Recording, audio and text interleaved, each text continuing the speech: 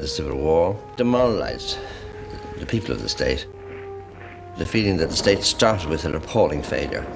And that made it difficult to tackle some of the problems, the economic problems we had to tackle.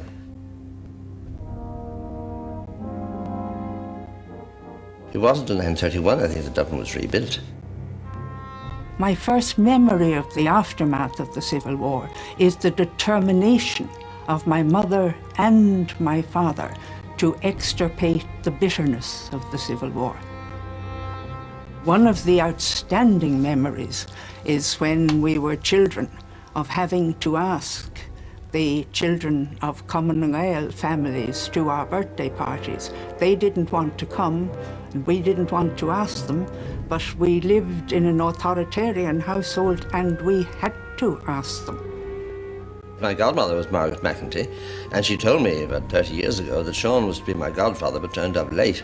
His mother and my mother were very, very close friends. Both of them were grass widows. My father was in jail, and Mrs. Fitzgerald, who was a Republican, wouldn't let her husband come home. I believe the parish priest in Donnybrook was most unhappy when I was brought in the arms of a Republican woman. He was a strong Common Gaeler, but my parents saw no difficulty about that. My mother is Garrett's godmother, and that is why for us Garrett was always the child of reconciliation. Oh, the reason why I was called a child of reconciliation is the fact that my parents had opposite views. My father was a member of the first government, one of the only three who was a member of all those governments in the 20s with Cosgrave and Blythe, and my mother was a Republican. Now, loyalty to my father prevented her from being active as a Republican, but she was strongly Republican, and after I was born even, she wrote to a friend in London saying she hoped this government would fall as soon as possible, and that Mr. de Valera had made a mistake in establishing Fianna Fáil. He'd compromised as the others had. And that's where things stood then. But my mother's views modified. By the time I was a few years old, she had become reconciled to the new state and very supportive of my father. Whatever government came to power in Ireland in the 1930s, there was a Herculean task awaiting it. Industrially, the first government had performed well, but there were still major strides to be made.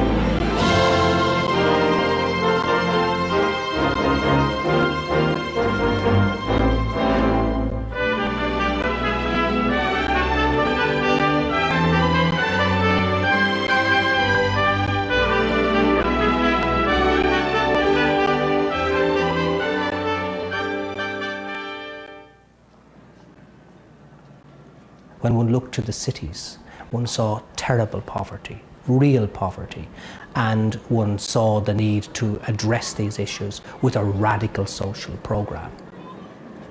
The major problems were the number of women dying in childbirth, the very high numbers of children who didn't make it to their first birthday, the rampant epidemic of tuberculosis that was culling large numbers of young people in their prime.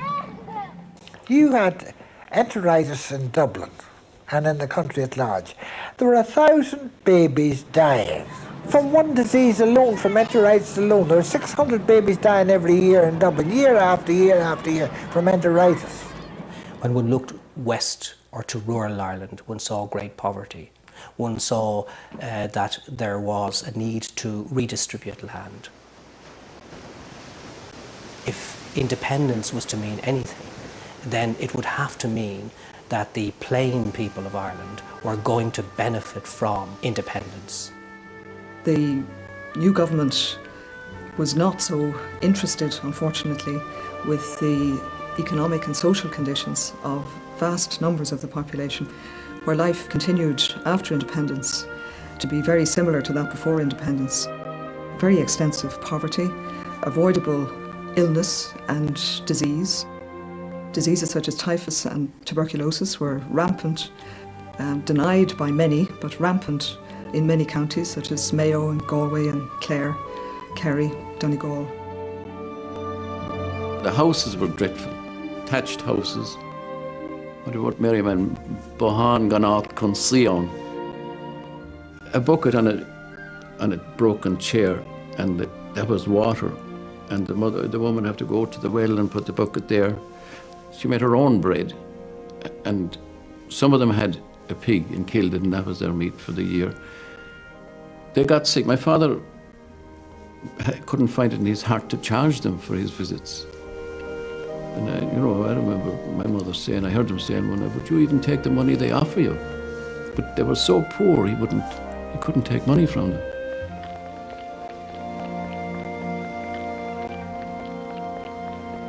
The people here were not educated. They would have been at a local school, and they would have been able to barely read. English, they wouldn't have been able to read at all. I don't even remember English being taught at school when I was there.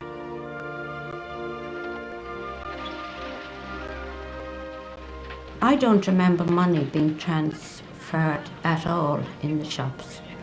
They bartered, they brought eggs and butter and fish, salted fish, to the shops. And in exchange, they bought flour, tobacco, and tea, and sugar.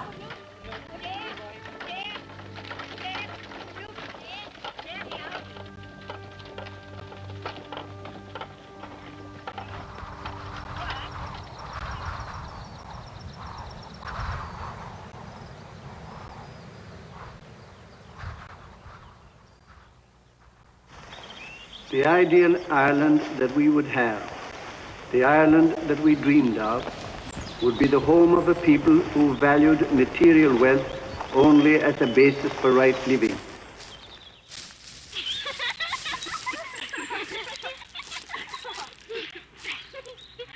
We founded the Fianna Fáil party. We were a very poor lot of individuals who hadn't much funds and we hadn't much assets of any kind, but nevertheless we had people, led by Mr. De Valera, of course, who were full of energy, full of enthusiasm for starting this new party. He brought a massive number of people into the democratic process.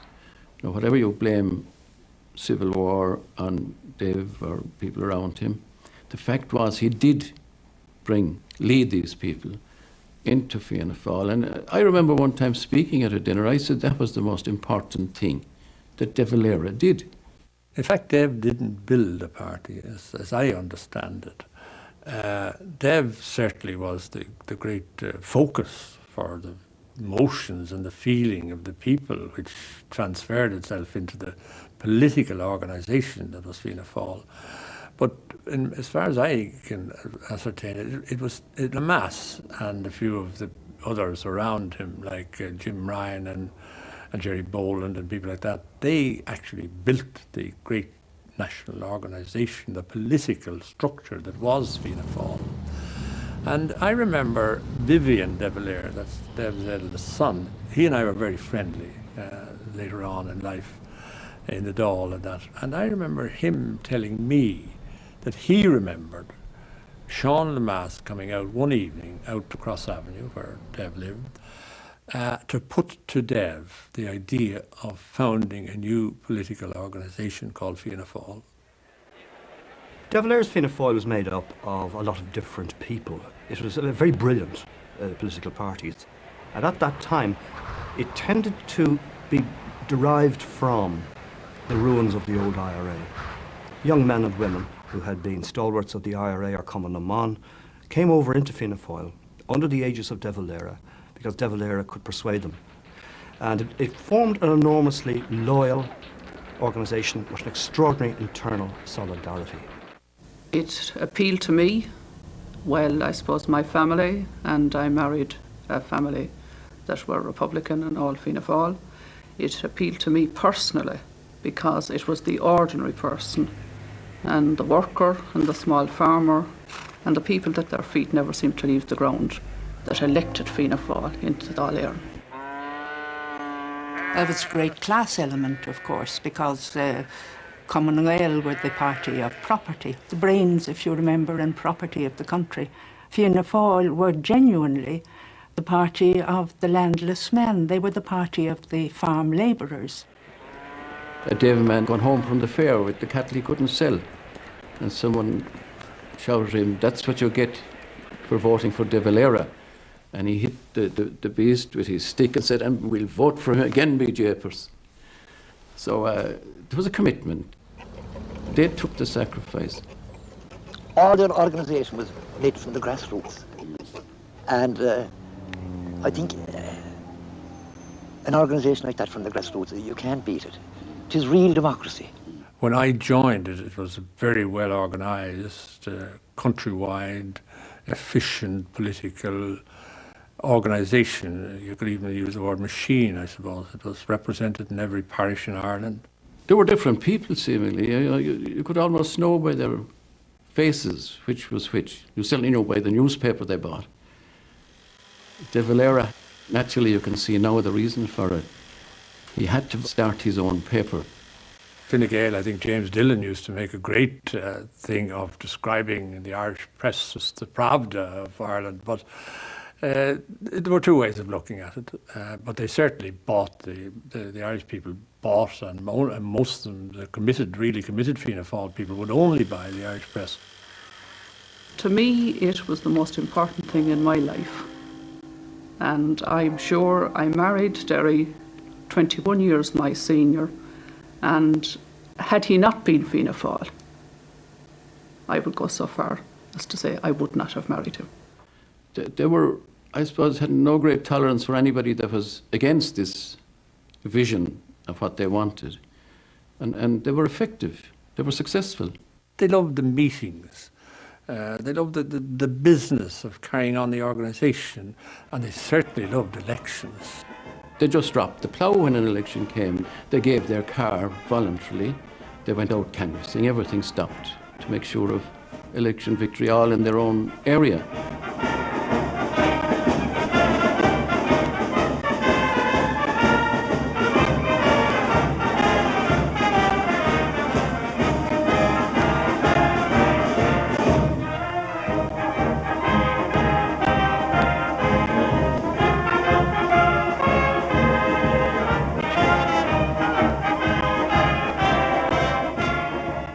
Ten years after defeat in a civil war, 10 years after being locked up by an Irish government, 10 years after his army being defeated by the forces of the new Irish Free State, Eamon de Valera becomes Prime Minister. He becomes President of the Executive Council, the role that we now call Taoiseach. And he does so in a peaceful, legal general election in 1932. He defeats the people who had defeated him militarily 10 years earlier. I think we wouldn't have got the vote we got in 1932 if it hadn't been for the Irish press. The importance of a newspaper which expressed our point of view and which gave us access to the people. Present government of the Irish Free State has been elected by a large majority for the purpose of putting into execution a programme based on the deep national instinct of the Irish people. This programme aims at restoring the unity of this island and creating an independent Ireland living its own cultural, economic and national life. They were left-wing. Oh, very much so. I'd have thought of it when I joined it as left of centre. You know, you have to have the centre to make government. You won't get into government if you're way out in the extreme. But you would have had a range of people within any big party with different ranges of viewpoint. Ireland has stood together in this. The Irish, the IRA stood firm, and they have Cosgrave and the court. A great many of the Arab people were in Fianna Fáil, supporting Fianna Fáil, and relations fairly close. And there certainly was very close collaboration in the 1932 elections. I think that without support of the IRA and the organisation of the IRA, I don't think that Fianna Fáil could have won the 1932 elections. The IRA were probably their main organisation, their main active organisation. It was the IRA that made it possible for Fianna Fáil to continue contesting elections. There was always a question, if the government changed, if Fianna Fáil, once established, came to power, would the army accept a government which had defeated, from a party they had defeated in arms a few years earlier? My father was made Minister of Defence. He had been Minister of External Affairs for the first 5 years. He was put in to reduce the size of the army, to discipline it, to make sure that when the time came, then the change of government would be a democratic change of government accepted by the army. That was crucial. So uneducated were Fianna Fáil in the political realities of that time that they thought that Cosgrave would have a sort of conspiracy with the army to prevent De Valera from taking over government. There was no such conspiracy. Some of the Fianna Fáil deputies in the Dáil at that time were armed with revolvers, and I am told that the plan was that if Cosgrave and his ministers would not hand over, that they were going to be shot. It just showed how daft they were. They had a completely illusory notion of the standards and character of Mr. Cosgrave, who of course was brought Fianna Fáil, forced Fianna Fáil into Dáil Éireann in order to establish normal political functioning in this country. Frank would leave nothing to chance. He insisted on some of us having revolvers. I think it was merely as a sort of weapon to intimidate with. It looked like a prelude to destruction if you didn't find a modus vivendi. And the key thing that occurred then was that Mr. Cosgrave and company agreed to accept the decision of the 32 general election. Now, you can think of other people in history, even subsequently, who mightn't have, but they did, and that is to their credit. But there were others who didn't feel in that way. And I can recall a friend of mine, another army officer, having a chat in a corridor at General Headquarters one day, and the Chief of Staff himself, Michael Brennan, came along. And this friend of mine, the third person, said, he said, we shouldn't hand over those fellas, so-and-so fellas, they destroyed the country and they shot some of our comrades and all that in the Civil War, and why should we hand over to them? And the Chief of Staff turned to him, look, he said, we fought a civil war 10 years ago to establish the wishes of the people in this country. We won that war. Now we're faced with a similar situation. The people have spoken again, he said. And it's our duty, he said, to stand by the decision of the people and support the incoming government.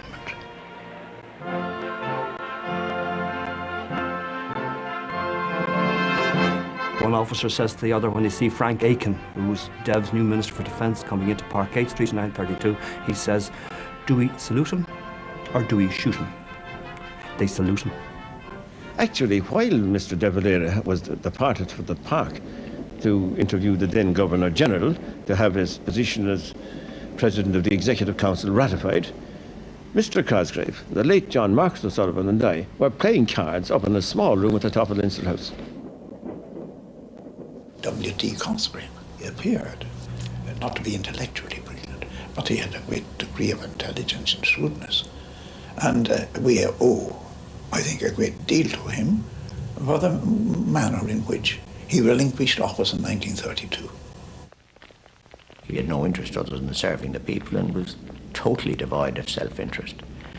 Very few, I think, had the same detachment from material interests or prosperity. He always felt he should do what was right, and I think he succeeded in doing it. Their finest hour was really to win the Civil War and establish the state. Everything else followed from it. Might have taken a little time to get used to it, but everybody did eventually. Once he went out of office, the main achievement was over, and opposition is not the most productive of roles for anyone. And I spent a fair length of time in it, so I have some idea. The politicians who founded the Irish Free State had a very, very clear idea about what they thought they were trying to do. And they manifested that in quite a number of publications. The major events of the 20s and 30s were marked with wonderful publications. You couldn't possibly imagine governments participating in things like this now. In 1929, the Catholic Emancipation Centenary Record, beautiful in its Celtic image.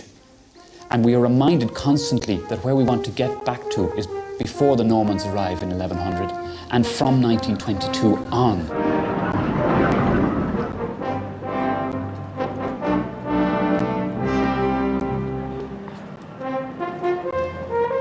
In 1932, the Eucharistic Congress took place.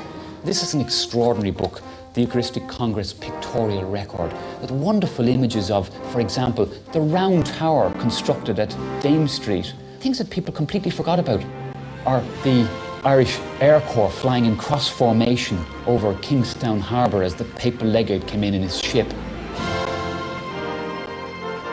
The country was on display to show that it was a Catholic nation.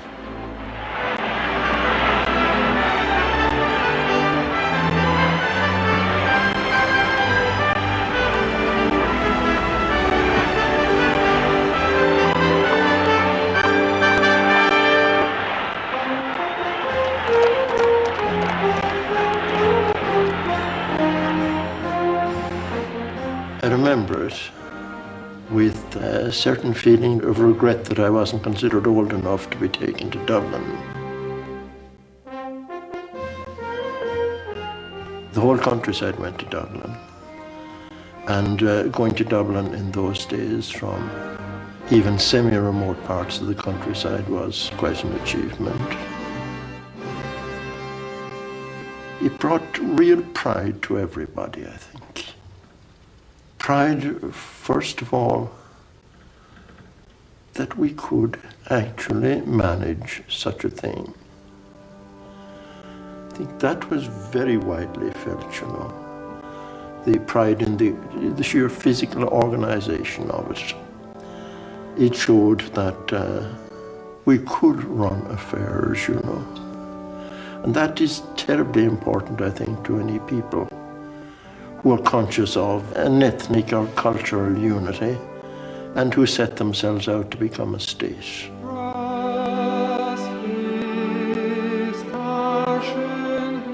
The high point of the Congress, of course, was the Mass in the Phoenix Park, in the presence of something over 500,000 people. The 15 acres of the park was packed with people. The number of very high churchmen from all over the world, especially from different countries of Europe. Bishops and archbishops were small fry. The army was to provide a guard of honour at the high altar. I think about 3 days a week we did training, and the royal salute had been given with our swords. And I think that it was the first occasion on which the royal salute was given in this country.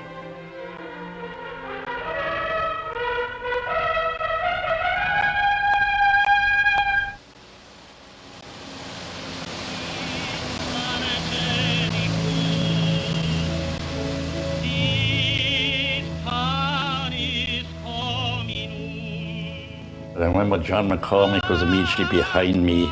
I could hear him, but I couldn't see him on the high altar.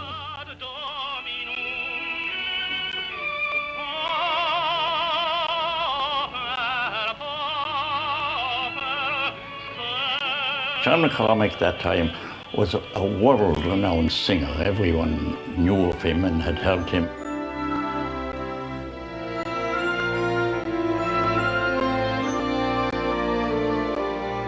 After benediction, then we were entertaining ourselves when the priest came in a hurry and he said, the members of the government are on their way across.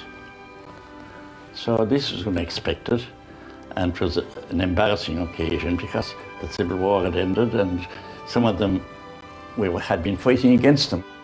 I'm sure they were as much embarrassed as we were. But wherever they came in, and we greeted them and passed round drinks to them, and we became very friendly and we got on very well together with them. So it was a great day and very satisfactory day.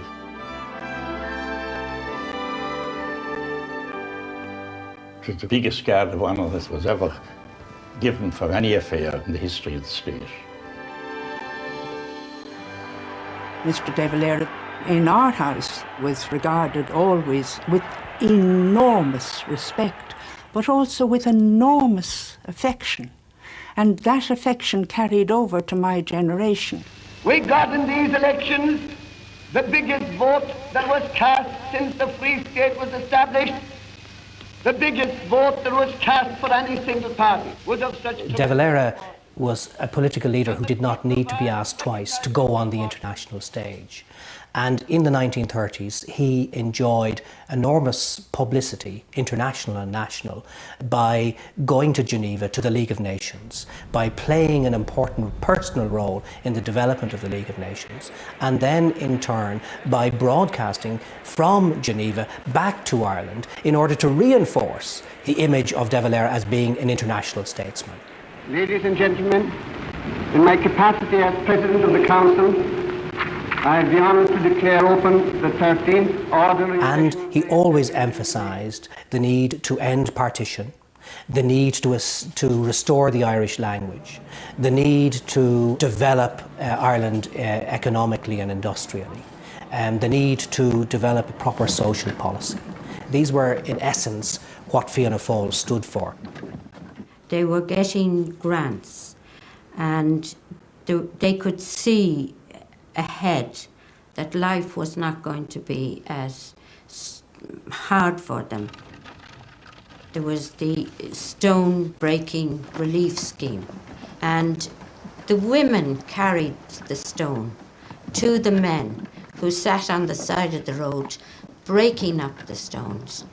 And they'd have little mounds of stones, and those little mounds would have to be broken into smaller stones. And this is how the roads were built.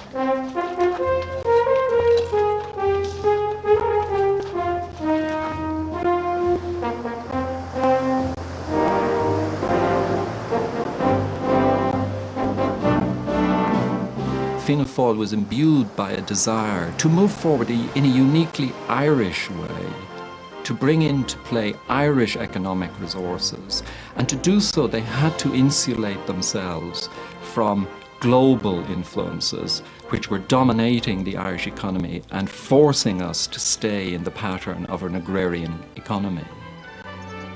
There was a great spirit of get up and do amongst Fianna Fáil at that time. We were only too anxious to begin. You couldn't move like our friend Mousy Down. You couldn't move mountains. Fianna Fáil would have moved mountains at that time. We would have done anything. There was no programme that turf would be developed. I was taken in, I may tell you, by Sean Lamass to get Aiken off his back. Lamass felt that was enough about turf. He didn't want to be bothered any further with it, because you have to remember that in the race unconscious of the Irish people, turf is a bad word. Aiken, he was Minister of Defence, and he insisted on the army using it for cooking and for all practical purposes in the Curragh. And it did a lot of good there. It stopped these fellas from Kildare coming up in the cars and selling the turf around the city, and tuppence a sod, and then going back to stopping off at the dead man's and getting drunk and let the horses take them home. There was a lot of that sort of stuff in it. The economic war was perceived in the 1930s as being a major political mistake by De Valera. Certainly Cumann O'Gyle castigated him throughout the 1930s for his mismanagement of the economy. But at another level, the economic war was an attempt by Fianna Fáil to carry through their industrial policy of developing an indigenous entrepreneurship. De Valera seized the repayments of land annuities that under the treaty provision had gone to the United Kingdom as payment for the Land Purchase Acts of the late 19th century. The British retaliated by putting tariffs on all Irish exports into Britain to recoup the money that was lost. At that stage, it became very easy for Fianna Fáil to justify retaliatory tariff barriers against the United Kingdom because, of course, most of our trade, 98% of our trade was with the United Kingdom. What it effectively meant was they created space within the Irish economy for the rise of indigenous Irish manufacturing firms, because these firms were protected from cheap imports and they were given space to grow. It was eventually resolved in 1938 by the Anglo-Irish Agreement, which created a new trading relationship between the two islands. In the meantime, it prolonged a period of impoverishment to some degree, because a lot of damage was done to agriculture, particularly during that period. It didn't help in the slump of the 1930s to have an economic war with Britain. There's no longer any national policy, because it has no longer any economic policy, because it can hold out no future for the farmers, for the working men, for the men feeling that justice and fair play will prevail in the end. They call themselves the League of Youth, or the National Guard. They're usually called the Blue Shirts because they put on a blue shirt in imitation of fascist and Nazi movements across Europe at that time. Fianna Fáil supporters made it impossible for Cumann and Ale people to be heard at meetings. Organised disruption and organised interruptions of one sort or another, and eventually the Army Comrades was established to preserve order, because they ceased to have the support at times of the Garda, who were being interfered with. As I understand it, how they came to wear shirts was they originally would arrive at meetings from different areas and they didn't know each other, and sometimes they got into conflict with each other. The Blue Shirts did have a comic side to them. I think O'Duffy certainly didn't really have the presence of even a Mussolini. I must apologise to you for having to read my speech. James Dillon on one occasion said to him, General, as long as you stick to your script, you're magnificent. But let any old woman in the crowd shout, up De Valera, and God only knows what you'll say. I have to appear in the dock on next Tuesday, and I must be very careful that I'm not taken up by some local secretary of Fianna Fáil for contempt of court. It was after a time, it was one of those, I think it was believed that he had gifts which he hadn't. The amount of damage they did was negligible. A few telephone wires cut. When you compare that to the damage in the Civil War, there isn't any comparison. But the propaganda has been, I suppose, some of the lefties got in on it too, you see. And, I like to think that as long as it was communist, it was all right, but if it was fascist, it was all wrong.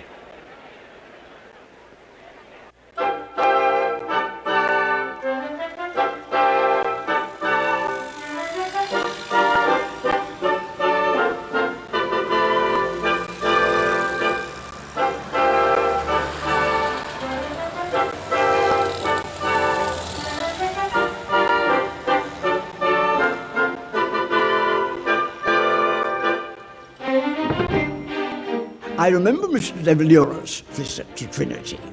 It was to address the College Historical Society and made a very impassioned appeal for Trinity men to throw in their lot, not only as regards their work, their vocations, but as regards their whole outlook, throw themselves into accord with the Irish nation. The reception was polite but cold. Trinity College was a mystery to many Dubliners.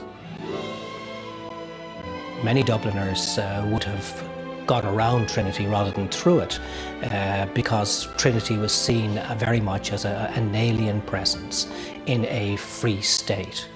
It had negative connotations at the religious level because Catholics tended to shun, or most Catholics would tend to shun, going to Trinity for their education.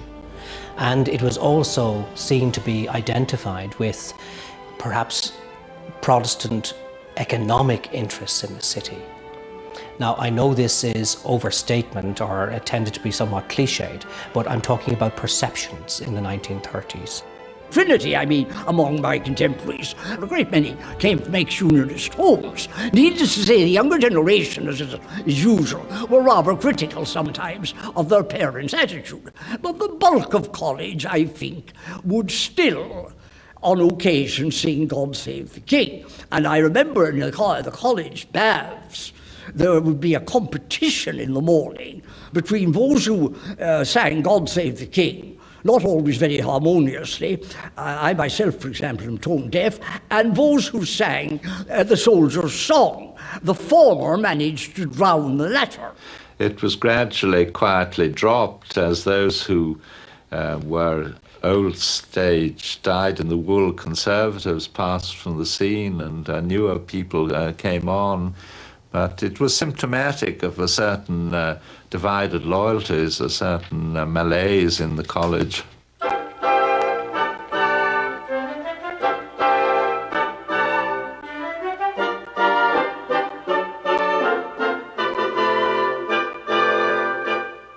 The sort of neo-colonial thing was fairly much present all the time. I could nearly say it was all pervasive.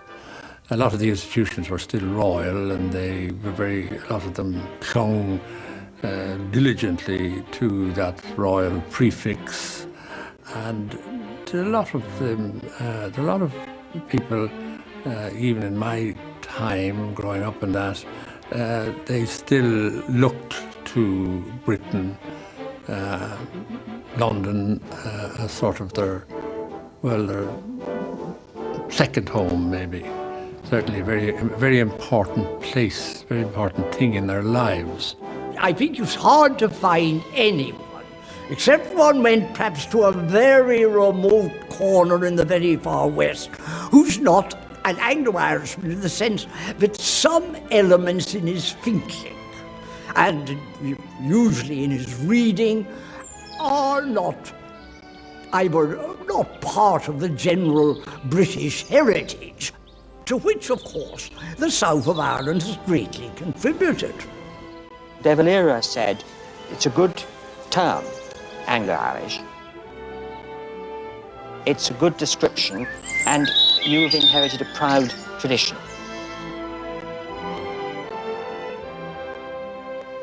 Brendan Behan said that an Anglo-Irishman was a Protestant with a horse. And it's true up to a point. I mean, they were horse mad. Gradually in the 19th century, we lost political power. And really, in a sense, that castle there on the hill is a kind of ghost of a family empire that once existed. And we would have owned 3,000 acres here and 12,000 acres elsewhere in Westmeath and 6,000 acres more in Longford. And now we've just got 1,000. 1,000 acres of farmland and 500 acres of bog and woods around the original seat of power. Many of the old Anglo-Irish set, their holdings were no longer viable. But they also had to confront the new radical policy of the De Valera government, which involved the taking of lands to convert small peasant proprietorships on which people could live happily and develop a good economic standard of living.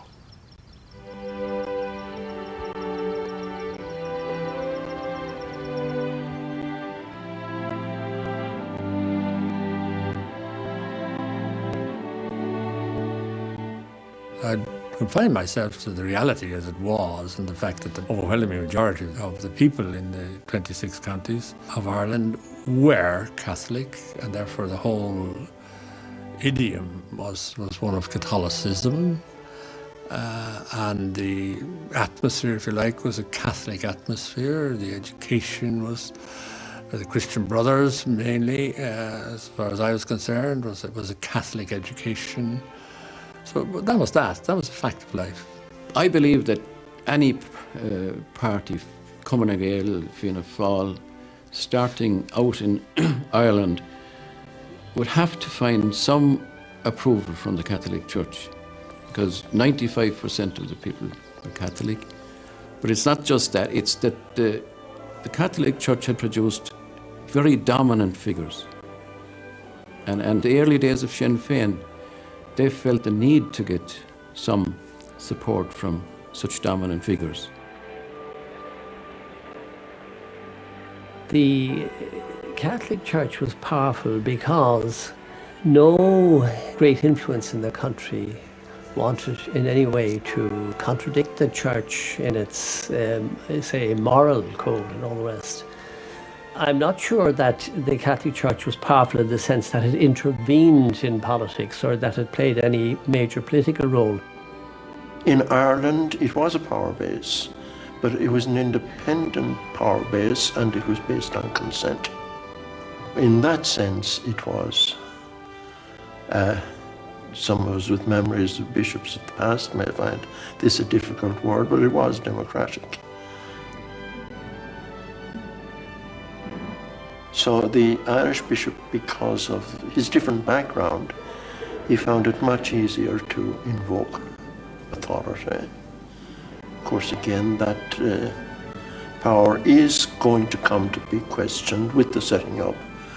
This is ironical, with the setting up of an independent Catholic state in a way that it would not have been questioned under the British Protestant oppressor, if I may put it that way.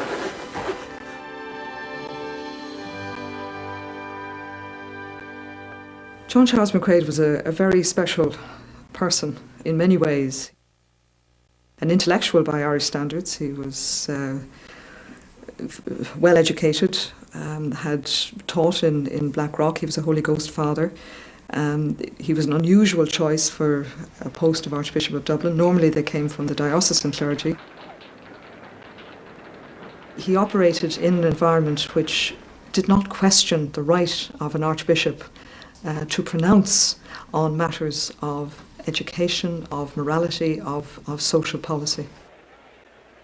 Certainly his agenda would have been to create within the diocese, if not on the island, a very Catholic state. Eamon de Valera and Archbishop John Charles McQuaid, they were both authoritarian.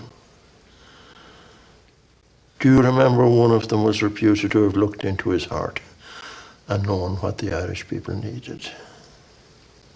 And I think the other was very much the same.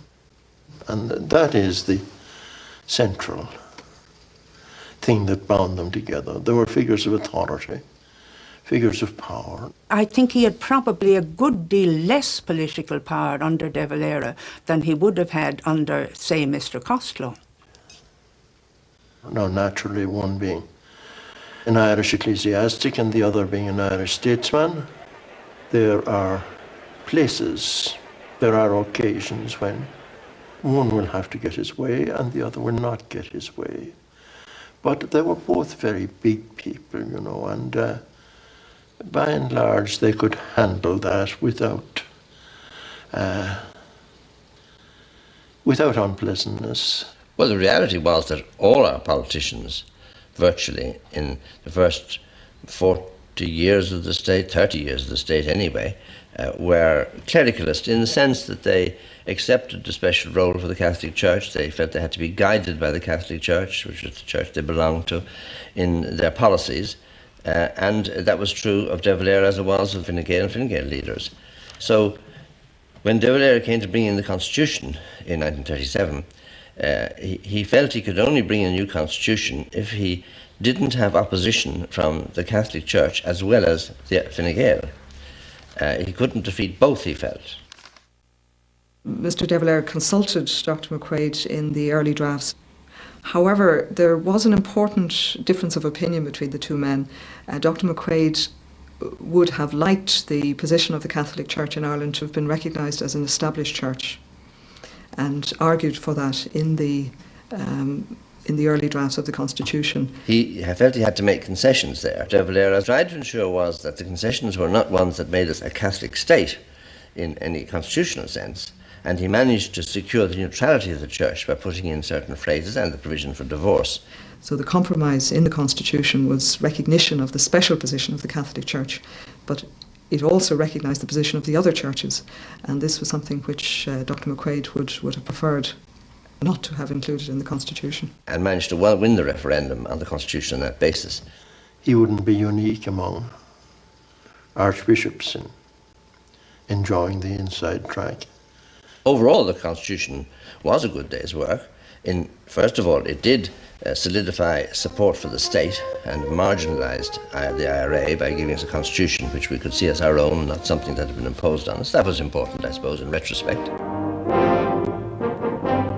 The main opposition came from women, and the narrowness of the margin with which the Constitution was passed is in a large measure due to the opposition of women to those measures in the Constitution. There was a broad range of different women's organisations and individuals who were seriously incensed by what De Valera was trying to do to them in this constitution of his. My mother, of course, was furious about the new constitution and the position of women. My mother thought it was a weasel-worded effort to get her back into the kitchen. If ever my parents' marriage was in danger, it was at the time of the passing of the new constitution. But party loyalties and party discipline were very strong, and while not cheering for it, they put up with it. None of them complains about the divorce ban, which simply doesn't seem to have been an issue for women in those days, even though it was the end of what was, it wasn't a liberal divorce law, but at least there was some kind of divorce law there up to this point. But what they really objected to was being regarded as what they saw as second-class citizens, and what they saw quite rightly as the subtext to that was put women back into the home where they belong, which is where De Valera wanted them to be, of course. Mr. De Valera regarded it as a constitution suitable for a united Ireland, and said so quite expressly on more than one occasion. In fact, he went so far as to say that not a word would need to be changed when or if a united Ireland were achieved. And I believe it is Eamon De Valera's best achievement. It is the first Irish constitution of the three we have had, 1919, 1922 and 1937. The one of 1937 is the first one that really lives. The 1922 document in many ways is an admirable one, but it was not a document of consensus, whereas the one of 1937 was. It reflects the Ireland of that time, and it does so in many ways very brilliantly. The real thrust of opposition to the Constitution was from Fine Gael, who saw in the presidency, the new office of president, an attempt by De Valera to convert himself into a duce or Führer. And of course, the presidency turned out to be anything but that, because what De Valera did was to choose a Protestant, the founder of the cultural nationalist movement, Douglas Hyde, and to say, look, will you take the presidency?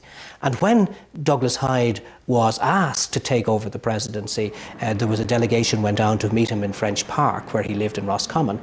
He was no more interested in taking over the presidency. He was much more interested in looking at the grammatical and literary difficulties that he had inside in his study.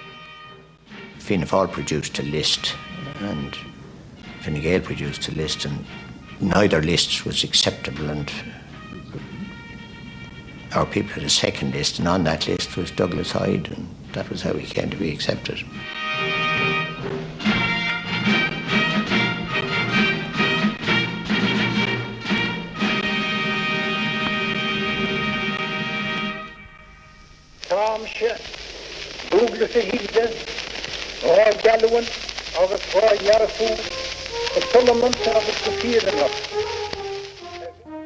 The Constitution obviously was an alienating force for Northern Ireland, and particularly for Northern Protestants. They saw it again as an example of how the South had become a Catholic or confessional state, which of course it wasn't, but that was the perception. For Northern nationalists, that was a different thing. Articles 2 and 3 held out the promise of some involvement, of some future engagement by the Irish government, of at least an indication that they were still interested in the idea of unification.